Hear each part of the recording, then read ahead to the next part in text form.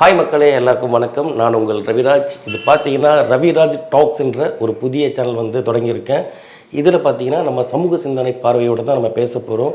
அதுவும் பார்த்தீங்கன்னா இப்போ நடக்கிற சில ஸ்கேம்லாம் வந்து நான் உங்களுக்கு சொல்ல போகிறேன். இந்த வீடியோவை வந்து ஸ்கிப் பண்ணாமல் பாருங்கள். கண்டிப்பாக நம்ம சேனலில் வர வீடியோலாம் உங்களுக்கு நீங்கள் பார்க்கணுன்னா இந்த சேனலை வந்து சப்ஸ்கிரைப் பண்ணுங்கள், ஷேர் பண்ணுங்கள், கமெண்ட் பண்ணுங்கள். மறக்காமல் பெல் பட்டனை கிளிக் பண்ணிக்கோங்க. சென்னையில் பார்த்தீங்கன்னா இப்போது நிறைய வந்து பார்த்திங்கன்னா இந்த மொபைல் ஸ்கேம் நடந்துகிட்ருக்கு. மொபைலில் பார்த்தீங்கன்னா இந்த லிங்க் ஒன்று அனுப்பிச்சு அதை வந்து கிளிக் பண்ண சொல்லி இந்த மாதிரி நிறைய ஸ்கேம் நடந்துகிட்ருக்கு. நான் இந்த சென்னையில் நடந்த 3 சம்பவங்களை பற்றி சொல்கிறேன். தவறாமல் ஸ்கிப் பண்ணாமல் பாருங்கள். முதல் ஸ்கேம் பார்த்தீங்கன்னா வந்து ஒரு டெலிகிராம்ன்ற ஒரு ஆப் மூலிமா பார்த்தீங்கன்னா பிட்காயின்ற ஒரு லிங்க் ஒன்று வருது. அந்த லிங்க்கில் பார்த்தீங்கன்னா நமக்கு தெரிந்த ஒரு சகோதரியோடைய நடந்த விஷயத்த சொல்கிறேன்.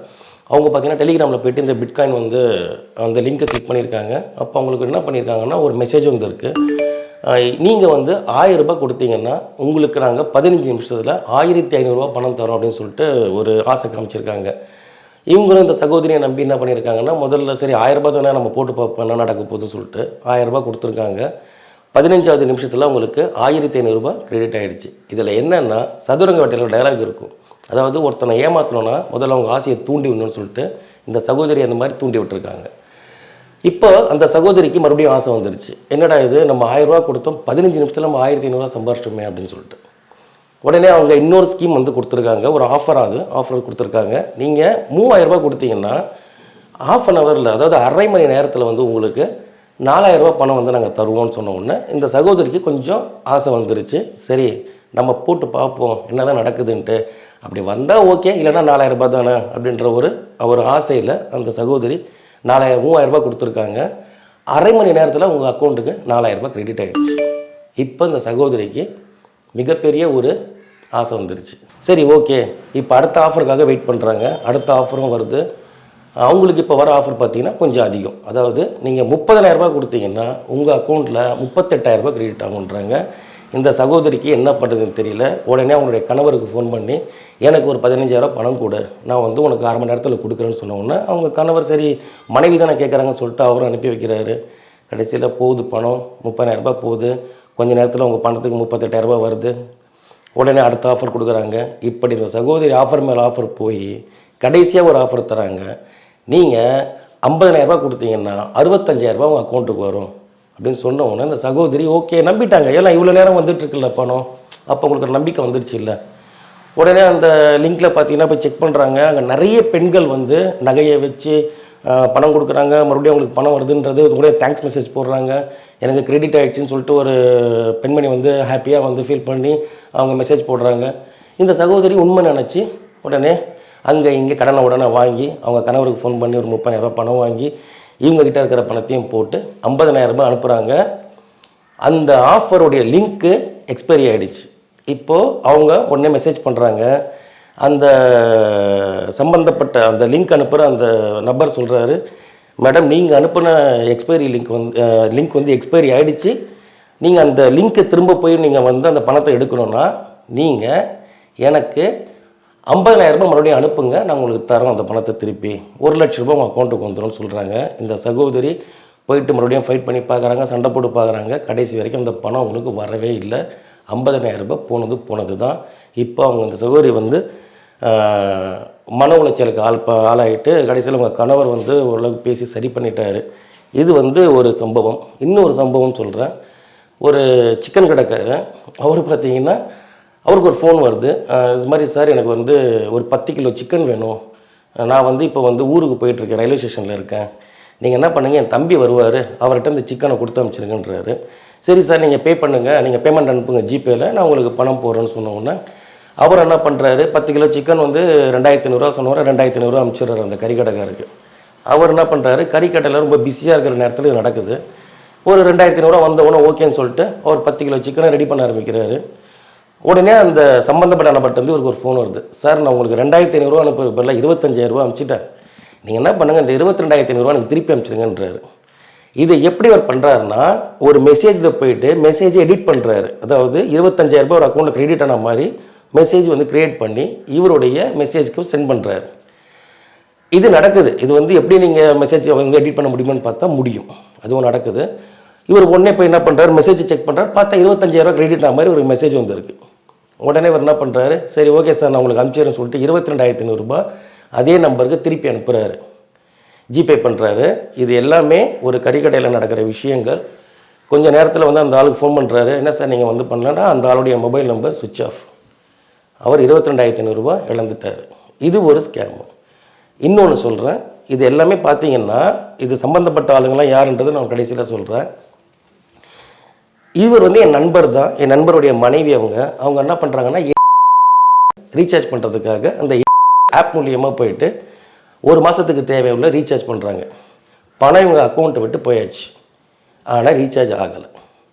இப்போது அவங்க என்ன பண்ணுறாங்கன்னா கஸ்டமர் கேருக்கு கால் பண்ணுறாங்க, சார் இந்த மாதிரி நான் வந்து ரீசார்ஜ் பண்ணேன், என் அக்கௌண்ட் வந்து காசு போயிடுச்சு, ஆனால் எனக்கு இது வந்து ரீசார்ஜ் ஆகாமல் இருக்குது அப்படின்றாங்க. உடனே அவங்க என்ன பண்ணுறாங்க, மேடம் நீங்கள் ஒரு கஸ்டமர் கேர் கால் பண்ணுங்கள், கால் பண்ணி நீங்கள் வந்து கன்சியூமர் வந்து கம்ப்ளைண்ட் பண்ணுங்கள், உடனே உங்களுக்கு ரீஃபண்ட் ஆகிடும் அந்த அமௌண்ட்டுன்றாங்க. இவங்களும் இப்போ என்ன பண்ணுறாங்க, கஸ்டமர் கேர் கால் பண்ணி கம்ப்ளைண்ட் பண்ணுறாங்க. அவங்களும் வந்து ரெஸ்பான்ஸ் பண்ணி பதில் சொல்கிறாங்க. ஆனால் 2 நாள் ஆகுது, பணம் வரல, ரிட்டர்ன் வரல. உடனே இவங்க 3வது நாள் இவங்களுக்கு ஒரு ஃபோன் வருது, நாங்கள் ஏர்டெல் கஸ்டமர் கேர்லேருந்து பேசுகிறோம், நீங்கள் வந்து ரீசார்ஜ் பண்ணீங்கல்ல அந்த அமௌண்ட்டை வந்து ரீஃபண்ட் பண்ண போகிறோம், உங்களுக்கு உங்கள் நம்பருக்கு ஒரு மெசேஜ் வரும், அந்த நம்பர் மெசேஜை வந்து அங்கே ஒரு லிங்க் இருக்கும், அதை கிளிக் பண்ணுங்கள், இமீடியட்டாக உங்களுக்கு அக்கௌண்ட்டில் வந்து நீங்கள் அமௌண்ட் ட்ரான்ஸ்ஃபர் பண்ணுறோம் நாங்கள் அப்படின்னு சொல்கிறாங்க. இவங்களும் நம்பி சரி நம்ம ரீசார்ஜ் பண்ணாமல் தானே வரப்போகுதுன்னு சொல்லிட்டு அந்த மெசேஜில் வந்து லிங்க்கை போய் கிளிக் பண்ணுறாங்க. கிளிக் பண்ண அடுத்த ஒரு 10 நிமிஷம் அந்த ஃபோன் ஹேங் ஆகிடுது. அதாவது ஃபோனே ஒர்க் ஆகல, டோட்டலாக டிஸ்பிளேவே லாக் ஆகிடுது, டச் பண்ண முடியல, தள்ள முடியல, எதுவுமே பண்ண முடியல, ஸ்க்ரோல் கூட பண்ண முடியல, செல்லை வந்து ஆஃப் கூட பண்ண முடியல அவங்களால, டோட்டல் ஹேங்கு. இப்போ அந்த சகோதரி என்ன பண்ணுறாங்க, 10 நிமிஷம் கழித்து பார்த்தோன்னா மறுபடியும் ஒர்க் ஆகிடுச்சு மொபைலு. ஒரு மெசேஜ் வருது, இவங்க அக்கௌண்ட்டில் வந்து 53,253 எடுத்துட்டாங்க. இது வந்து சென்னையில் யார் சம்மந்தப்பட்டாளுங்கன்னா எல்லாருமே படித்தவங்க தான் வந்து ஏமாந்துருக்காங்க. என்றைக்கு நம்ம கையில் இந்த ஸ்மார்ட் ஃபோன் ஒன்று வந்துச்சோ அன்னைக்கே நம்மளை ஏமாத்துறதுக்கு ஆளுங்க ரெடி ஆகிட்டாங்க. நம்மளும் வந்து பேராசையும் சில விஷயங்கள்னால நம்ம சீக்கிரத்தில் வந்து பணக்காரன் ஆயிடுன்ற ஒரு விஷயத்தினாலையும் இந்த மாதிரி சின்ன சின்ன ஸ்கேமில் போய் மாட்டி இப்போல்லாம் பார்த்தீங்கன்னா 5 லட்சம் 10 லட்சம்லாம் அடிக்கிறது கிடையாது. அதெல்லாம் பண்ணால் பெரிய லெவலில் சைபர் கிரைம் லெவலில் போலீஸ் லெவலில் பிரச்சனை வரும்னு சொல்லிட்டு இந்த மாதிரி பாமர மக்கள்கிட்ட, அதுவும் ஒரு மிடில் கிளாஸ் ஆளுங்க கிட்ட தான் வந்து இப்போ அந்த வடக்கன்கள் அவங்களுடைய வந்து திருட்டுத்தனத்தை காட்டுறாங்க. எல்லாரும் எவ்வளோ அக்கௌண்ட் இருக்கோ அவங்க அக்கௌண்ட்டில் 500 இருந்தாலும் எடுத்துடுறது. இந்த மாதிரி வந்து சில விஷயங்கள் வந்து சென்னையில், அதுவும் சென்னையில் அன்அஃபிஷியலாக ஏகப்பட்ட பேர் வந்து சிக்கியிருக்காங்க. இது அஃபிஷியலாக சில பேர் போய் கம்ப்ளைண்ட் பண்ணுறாங்க சைபர் கிரைமில், ஆனால் அவங்களாலே வந்து எதுவும் பண்ண முடியல. நிறைய பேர் வீட்டில் பார்த்தீங்கன்னா மனைவிமார்கள் வந்து தன்னுடைய கணவன்மார்களுக்கு தெரியாமல் நிறைய இந்த விஷயங்கள் நடந்துக்கிட்டு இருக்குது, நிறைய ஸ்கேம் போயிட்டுருக்கு, கண்ணுக்கு தெரியாமல் நிறைய பணம் வந்து கொள்ளடிச்சிக்கிட்டு இருக்காங்க. முதல்லாம் பார்த்தீங்கன்னா வந்து வழிப்பறின்னு சொல்லுவாங்க, பேங்க் ராபரின்னு சொல்லுவாங்க. இப்போல்லாம் வந்து மக்களை ஏமாத்துறதுக்கு அதெல்லாம் தேவையே இல்லை. ஒரு லேப்டாப்பும் ஒய்ஃபை கனெக்ஷன் இருந்தால் போதும், உட்காந்த இடத்துல பல லட்சங்கள் வந்து சம்பாதிக்கிற நிலைமை வந்து உருவாகிருக்கு. இதுக்கு மத்திய அரசாங்கமோ மாநில அரசாங்கமோ என்ன நடவடிக்கை எடுக்கிறாங்கன்றது தெரியல. ஆனால் அஃபிஷியலாக போய்ட்டு என் நண்பன் போய் கம்ப்ளைண்ட் கொடுக்குறப்போ அங்கே இருக்கிற போலீஸ்காரர்கள் வந்து இவங்களையே திட்டி அமைச்சிருக்காங்க. ஏன் வந்து நீங்கள் பக்கத்தில் இருக்கிற கடையில் போய் ரீசார்ஜ் பண்ணக்கூடாதா, ஏன் மொபைலில் தான் எல்லாமே பண்ணணுமா, உங்கள் சோம்பேறித்தனத்தை தான் அவங்க யூஸ் பண்ணிக்கிறாங்க அப்படின்னு சொல்லிட்டு இவங்களையே வந்து கேள்வி கேட்டு சத்தம் போட்டு அமைச்சிருக்காங்க. கம்ப்ளைண்ட் வாங்கலைன்னு தெரில, அந்த நண்பர் என்கிட்ட அதை பற்றி சொல்லலை.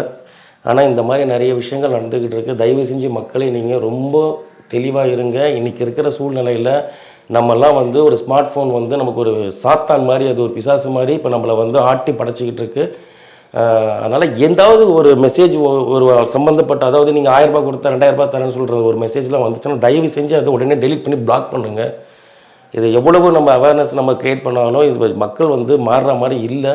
இன்னும் கூட பார்த்திங்கன்னா மொபைல் ஃபோனில் வந்து நிறைய வந்து ஸ்கேம் நடந்துன்னு தான் இருக்குது. நம்ம வந்து அக்கௌண்ட்டில் வந்து பணம் வச்சுருக்கோம், பேங்க்காரங்களே அதை பண்ணுறாங்க. இப்போ பார்த்தீங்கன்னா ஜிபேலேயே 5 முறைக்கு மேலே டிரான்சாக்ஷன் பண்ணால் 30 ரூபா வந்து அவங்க பிடிக்கிறாங்க. அது நமக்கு தெரிய மாட்டேங்குது. இப்போ நீங்கள் ஒரு 1000 ரூபா அக்கௌண்ட்டில் வச்சுருக்கீங்க, திடீர்னு இப்போ செக் பண்ணிங்கன்னா 200-300 ரூபா காணாமல் போயிருக்கும். எங்கே போச்சுன்னு பார்த்தீங்கன்னா இந்த மாதிரி விஷயங்கள் தான் நடக்குது. ஏடிஎம்மில் போய் எடுக்கிறப்போ 29 ரூபா 30 ரூபா வந்து ஏடிஎம்காரன் பிடிக்கிறான். இந்த மாதிரி நமக்கு கண்ணுக்கு தெரியாமல் நிறைய பணங்கள் வந்து நம்மளை விட்டு போயிட்டுருக்கு. இது நம்ம யாரையும் போயிட்டு சரி 200-300 தானே போனோன்னு சொல்லி பார்க்கணும். ஆனால் ஒரு ஆள்கிட்ட 200 ரூபானா இந்த இந்தியாவில் வந்து பேங்க் அக்கௌண்ட் வச்சுருக்கிறவங்க பார்த்தீங்கன்னா 75% பேர் பேங்க் அக்கௌண்ட் வச்சுருக்காங்க. இப்போ யோசிச்சு பாருங்கள், எவ்வளவு பணம் வந்து கண்ணுக்கு தெரியாமல் கொள்ளையடிச்சிட்டு இருக்காங்கன்னு சொல்லிட்டு. இதில் வேறு நம்ம டிஜிட்டல் இந்தியான்னு சொல்லி பேசிக்கிட்டு இருக்கோம். ஆனால் இது வந்து ஒரு பின்புலம் இல்லாமல் இதில் விஷயங்கள் நடக்காது. இதில் நிறைய பேர் சம்மந்தப்பட்டதுனால தான் இவங்களை நம்ம பிடிக்கவே முடியல இந்த சைபர் கிரைம்னால. இதில் வேறு அந்த நண்பர் வந்து என்னுடைய நண்பர் வந்து அந்த நம்பர் வந்தது இல்லைங்களா, அந்த நம்பருக்கு கால் பண்ணி கேட்டிருக்காரு. அவர் சொன்ன வார்த்தை, உன்னால் என்ன பண்ண முடியுமோ பண்ணிக்கோ, நீ எங்கே போய் போலீஸில் கம்ப்ளைண்ட் பண்ணாலும் பண்ணிக்க, எங்களை ஒன்றும் பண்ண முடியாதுன்னு சொல்லிட்டு திமிரா வேறு பேசியிருக்காங்க. இது ஒரு பெரிய ஸ்கேம் போயிட்டுருக்கு. தயவு செஞ்சு கொஞ்சம் அலர்ட்டாக இருங்க. மொபைல் ஃபோனை முடிஞ்ச அளவுக்கு வந்து உங்கள் மொபைல் ஃபோனில் வந்து பேங்க் அக்கௌண்ட் நம்பரோ இல்லை உங்களுடைய பின் நம்பர், ஏடிஎம் பின் நம்பர்லாம் வந்து சேவ் பண்ணி வைக்காதீங்க. அதெல்லாம் பண்ணாதீங்க. உங்கள் அக்கௌண்ட் நம்பர் இருந்தால் இமீடியட்டாக உடனே டெலீட் பண்ணிவிடுங்க. உங்கள் பின் நம்பர் இருந்தால் டெலீட் பண்ணிவிடுங்க. உங்களுடைய ஃபோட்டோ கேலரி இருக்குது இல்லைங்களா, நீங்கள் ஃபோட்டோ பிடிக்கிறீங்களா, அதில் உங்களுடைய பாஸ்புக்கு, பேன் கார்டு இதெல்லாம் வந்து ஃபோட்டோ பிடிச்சி யாருக்காவது அனுப்பிச்சிருப்பீங்க இல்லைங்களா ப்ரூஃப்காக, அது எல்லாத்தையும் உடனே டெலீட் பண்ணிடுங்க. இந்த விஷயங்கள் உங்களுக்கு வந்து ரொம்ப உபயோகமாக இருந்திருக்கும்னு நான் நம்புகிறேன். இந்த சேனலில் வந்து உங்களுக்கு வர வீடியோக்கள் அனைத்துமே வந்து ஒரு சமூக பார்வையோடு தான் வரும். நன்றே பேசு அது இன்றே பேசு அப்படின்றது தான் இந்த சேனலுடைய தாரக மந்திரமே. இதுக்கப்புறம் நான் உங்களுக்கு கொடுக்க போகிற ஒவ்வொரு டிப்ஸும் பார்த்தீங்கன்னா உங்களுக்கு யூஸ்ஃபுல்லாக தான் இருக்க போகுது. ஸோ மறக்காமல் இந்த சேனலை வந்து சப்ஸ்கிரைப் பண்ணிக்கோங்க. உங்களுக்கு பிடிச்சிருந்த இந்த வீடியோ கீழே கமெண்ட்டில் வந்து சொல்லுங்கள். உங்களுக்கு இந்த மாதிரி ஏதாவது ஸ்கேம் நடந்திருந்தால் கூட நீங்கள் தயவு செஞ்சு வந்து வெளியில் மக்களுக்கு வந்து தெரியப்படுத்துங்க. நம்ம தான் காப்பாற்றிக்கணும். இந்த அரசாங்கமோ இந்த வெளியில் இருக்கிற காவல்துறையோ நம்மளை காப்பாற்றுன்றது வந்து கேள்விக்குறி தான். இந்த வீடியோ உங்களுக்கு பிடிச்சிருக்குன்னு நினைக்கிறேன். ரொம்ப நன்றி.